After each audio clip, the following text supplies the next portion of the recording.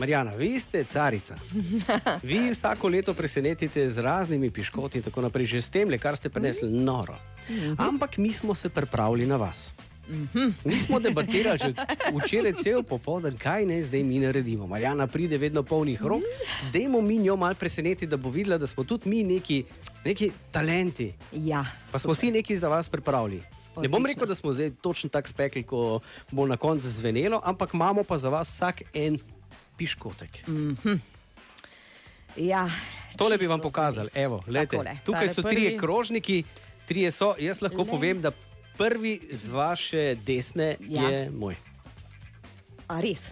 Ne, jaz pa mislim, da je sredinski. Ne, ta sredinski je. Ja, sredinski. Janko, jaz sem ga takoj prepoznala. Da tole je zagotovo delo našega Janka, kajti on ima veliko srce, ima tudi velik občutek za estetiko, namreč ornamenti pričajo ravno o tem, da je sigurno imel Janko pri tem prste vmes.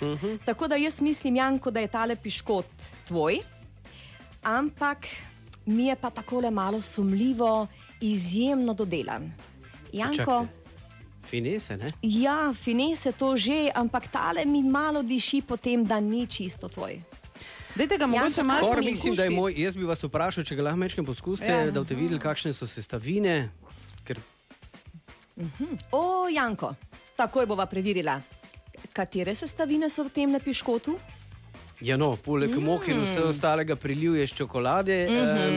To se vidi, ja? Čakajte, sej... No, da vidimo, no. Aha. Čajno pecivo s kokosom. Ja. Antena Štajer.